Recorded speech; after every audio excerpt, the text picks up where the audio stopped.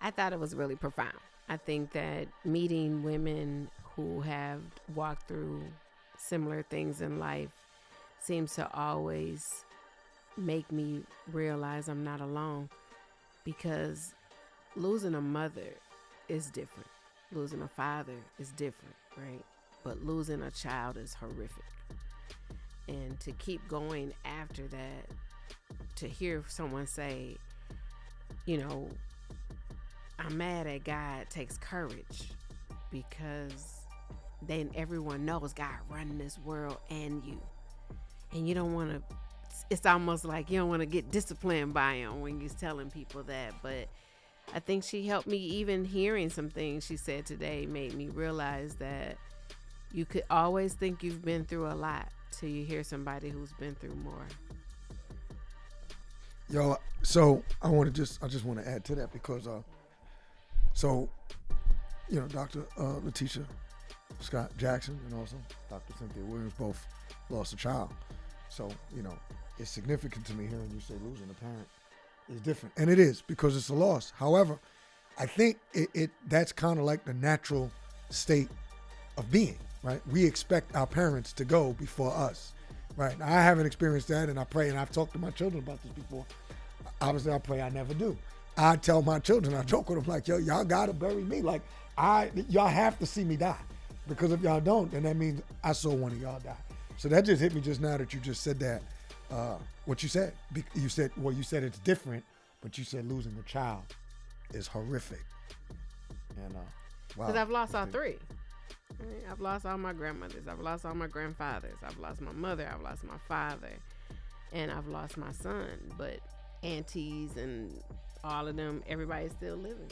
So to understand how to lose anybody you don't expect to not talk to, it just gives this eerie type of feeling. But a child is not understanding. And so just to think, I pushed through all of these things just to feed this kid. Like, to hear her say, like, he's my only son. I got 5 kids, right? I got now 4 girls, but you can see how she pours into the grandsons, right?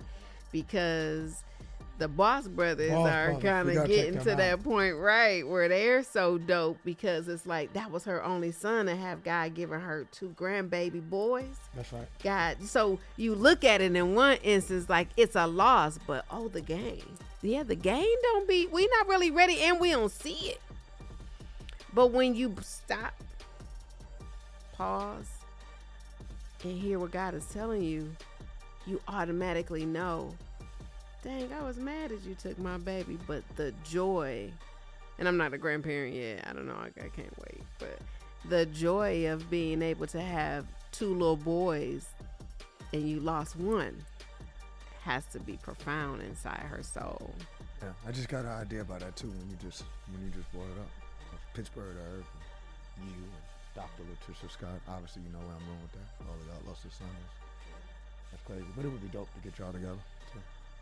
Yeah. Have that conversation, right? That's exactly what I'm thinking now. So she also talked about kind of being angry with God with losing her child, right? Mm-hmm. Were there ever any times that y'all felt angry at God for the way certain things went in your life? Oh yeah, several. Yeah, I mean, several. Almost ashamed to say it, just because like my being angry for a momentary segment in time, you know, after coming from behind you and Doctor, when somebody's lost a child, you almost don't want to say why you was angry. But mine was just, even when I caught my sentence, even though I put myself in that position, but I still felt like, oh, this is extremely unfair. The sentence is so harsh and all of that type of stuff. So yes, I did. But you know, because of the way I was raised as a believer, I mean, I did get over that after a while. But like I said, I would never had said that out loud unless you asked me or somebody asked me. And then it's in particular coming behind somebody that has went through such a tragic loss. Man, I think that I know for a fact I have been angry with God several times. And I have to forgive him several times too, right? But he has taught me that I have to forgive myself first, because he knows I'm angry. Because he's created me. He knows how I move. He knows what my temperament is. He created it, right? But what I equated it all to is being angry. This deep, because it just landed. Of being angry that I didn't listen to him in my vision that made me angry at him. I'm more angry at myself and use him as the excuse, right? And so when you learn that you can be angry with him, he's okay with that. What he's not okay with is staying angry with him. That means you lose faith every moment you stay angry, right? And to gain it again is to know he has a purpose for your life, right? I think one of the biggest profound is my love life. Like, I think he sends me people to help, and I'm like, I'm done with them projects. Can you stop sending projects? But man, he keeps sending them. And then you just, it ain't always attractive, right?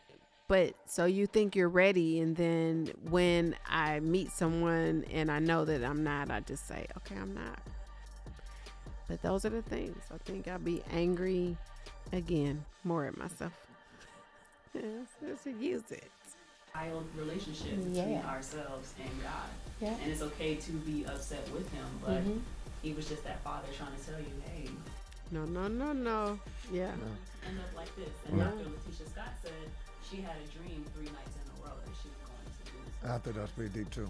Were there any visions or signs that God gave either of y'all that was going to like signify your downfall if you continue on the path you're on? What were the signs? Yeah, I didn't hear for my son. I didn't even know. But a lot of people don't know that a few days before that Thursday, his crash was that Monday. But that Thursday, he got kicked out of school. He was gambling, hanging out with rich homie Quan. They went to school together. They was friends. And they were gambling and just doing some things. And I just realized that I didn't want him to go that route, right? I just saw him repeating our steps. And then a couple days later was an accident. It wasn't until after I came out of my way that God was saying, I couldn't handle it regardless. But if the accident had happened when we were in a happy state, I don't believe I'd still have my sanity. Wait a minute, say that again. That went over my head. What do you mean by that? I was mad at him at my son. At your son, okay. When the crash happened, because he had gotten in trouble just a few days earlier and ended up going to my sister's house, which is why he was even in the car with them, right? If God had taken him when we were in the state we're normally in, happy-go-lucky, everybody sitting down, eating dinner together, crawled in my bed together, watching movies, that would have hurt more. So he still loved me enough to take him while I was mad at him. So I can still help people today. Yo, I was going to ask you, because I see you getting emotional about your son, and it's been 18 years. Yeah. They say you never get over losing a child. Never. You just deal with it better. You get a few understandings. Or you use some tools that we give out, right? Like How much today, does it I'm help? going to have to journal like crazy because Well, it how much landed. does it help to help other people? It is part of my therapy to help other people. If I don't know how I can live. Because it gives me joy through my passion to see people just be okay because I told them. Because they're not going to listen to you. You ain't lose a kid. You don't get it. Right? Which is why some therapists are missing the boat. Because if they haven't lost a child we as parents who's buried children, we looking at you like, I wish you understood. But we can't. You can't. And how could you help somebody understand something that you can't truly understand yourself? Absolutely. Which is like your platform, right? You're giving people the platform to just make sure they know they weren't crazy when they went to prison. They just made a bad decision. Who doesn't make them? You heard her say, it's the average human commits 3 felonies a day. Every day. Every day. We just don't get caught, right? Yeah, no question. But the platform lets people say, I'm okay, I'm a little normal. That's right. Right? I made a mistake. I'm a human. I'm human.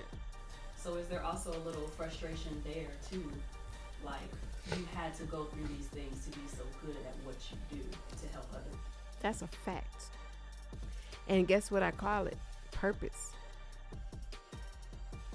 It ain't that we good at what we went through or we understood it better, right? The pain in it.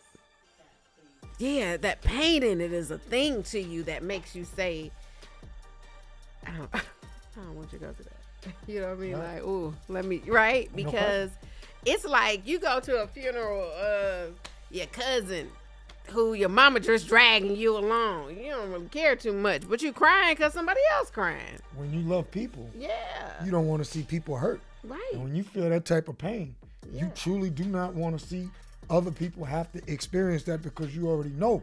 Yeah. When they go in there, I mean, there's just so many different levels to it. You already is. know when you see somebody going down that road, you like, yo, you don't even know Yeah, you what you're going to go through. You ain't even going to find out half of what you went through until when you come home and you've been out. That's right. And then you might find out even more and it hurts you all over again. Facts. Shit you didn't even know happened. Facts. Especially young adults, right? You're like, man, just listen. I don't know who it is you got to listen to, but just listen, hear them out, go back, weigh it up, and then decide what part of what somebody told you want to keep. But stop bucking, because they ain't here to tell you wrong. That's like me, and I share with my own children. What benefit is it for me to teach you wrong when your consequence going to follow me anyway? Just listen to me, bro. I ain't trying to tell you the wrong thing. I don't need you to not listen to me and then make it harder for both of us. But they can't see it They can't even see that. because they can't understand it. Right. And why? Because they ain't been through They it. ain't been through it. So why do you think that so many young people often have this mindset of I'm invincible or no one can stop me? Because they can't see it. Because they can't understand it. It ain't touched them yet. And why? Because they ain't been through it. It's the circle of life. Yeah. Cycle of life. It's Lion just- King told us, didn't he? what is Sim- it? I can't never not resort back to Simba. Like, it's a real thing. And they made it so elementary for us. It was like, as a father, I'm telling you the right thing. That's right. Don't go over here. That's right. My brother a sucker. He gonna try to get you to come against me. Right? So we got generational sibling rivalry. You don't have a sibling. So you don't even understand that my brother trying to kill me. Right. But it's power. You get the power, bruh. You don't got to do nothing. Don't listen to my brother. You Right. automatically got the power because you belong to me, That's right. right? It's in the But lineage. it's just it. That's just how I go. I ain't got to do nothing. You born into this, right? And my brother don't like it. And you let my brother convince you that you ain't got no power. But you went against me. Forgot who you were. Yeah. So young adults never take the time to make it make sense on the parents they come from until they either become a parent or a caregiver of something. Then it's like kids, they first get pets. My daughter like, oh, I'm going out of Right. town. Can't give up something. Right? Yeah, I'm going out of town. What Who you gonna watch talking my pet? Who gonna watch your You don't dog? even know the story I went through with me and my daughter and her cats and her mom. I Her know. cat. She's a caregiver of something. The cat. Right? I mean, yo, the cat tore the family. She moved to Miami now Yeah. It's like over a cat. over the And cat. this is real shit I'm telling you about. Yeah. It's like, I You know. know, we planted our flag, and nobody would budge. But she's a Yeah. caregiver, and now I question whether or not I know she loves the cat, Yeah. but it's that caregiver in her that even if the cat is a nuisance, it's a burden on her. Yeah. It's a huge responsibility. She can't let it go because now she already took on the responsibility of having that cat. That's right. Hey, that's the Okay? circle of life. That's right. Right. Right. So I think kids just haven't had enough exposure or experience yet. Well, because I tell you how the brain is set up. I can't. Well, tell us how it's set tell up. you. The brain is set up that from 0 to 3, 75% of it just do walking, talking, using the bathroom. It's like you got to master that, bro, because you got to walk, right? And you got to use the bathroom when the bowel says it's time to come, right? And then you talking. Once I teach you how to talk, and the parents say we don't do gibberish, use your words. What do you need? I'm hungry. Okay, let's go eat. You don't gotta cry. Right, yeah, that's So now I'm great. teaching, right? So we're teaching, right? So now that's once the parent is done and they off to school, we assume the kids we gave them what they needed to be away from us and learn these lessons, right? Well, at the mere age of 15, the kid has learned walking, talking, using the bathroom, morals and values, 2 + 2 is 4, this, that, and they. All of these things, the brain at 15 is like, hold on, wait a minute. I went over to Sally's house and they sit down as a family. Where's my dad? Do I not have a dad? Why I go to their house? There's 2 parents in the house, and here we are. It's just me and you, Mom. You're always angry, right? I can't talk to you. Right? You just cussed me out, and I needed to tell you I got an A on my project today, and you don't want to talk to me. You shut me out, right? And now I'm trying to figure out how to just live again. Okay, fucking, I'm angry too. So we just in the house having matchmaking. We yelling. Who yelling? Whoever the highest yeller is. And what is the anger is, I can never tell you about your dad. He was married. I had sex with him. You came and they left. And I don't know, right? That starts the confusion. The whole. That is the kid, like. That leads to an enlightenment. Yes. That's right. It's an exposure that leads to an enlightenment. Lacey just said that word. That's dope. In case y'all didn't hear. And that enlightenment is not necessarily positive. Or, I mean, it could be anything. It could be an enlightenment that really, really scrambles your brain even more. This now is you're our really reality. confused. The enlightenment is always a reflection of reality. That's right. And the reality don't feel good sometimes. So I think right? So people walk around, and listen, I make it clear, I am biased. But when you walk around thinking you can hold a secret, that secret sucks so bad, the next person who the secret is supposed to be part of, that's going to blow the secret up. So I don't got the capacity to hold your secret with you. I didn't know you slept with a married man. What's that got to do with me? I want to meet them. And my kid siblings. I got brothers, right? So kids don't have this. They just want to be normalized. Right? They don't know. They don't know what the adult stuff That affect sounds them. like a you problem. Yeah. And that's how because our parents, all of us, and we as parents and our parents, and the cycle just goes on and on and on. But it's why it's profound with childhood trauma, though. You got siblings over here, but you didn't even know. I don't even know them. Yeah, that was a perfect little discussion right there. Y'all can wrap this thing up. Once again, we appreciate you for coming in, checking us out. It's In and Out Podcast with my co-host, Dr. Cynthia Williams. You know where to find us. Keep tuning in at In and Out Podcast with Eric Geralt. That's INNOUT with Eric Geralt. You got to hit that button. You got to comment, subscribe, comment, follow back, subscribe, hit that button, subscribe. Keep checking us out. We appreciate you for checking in. And now we're out. Peace.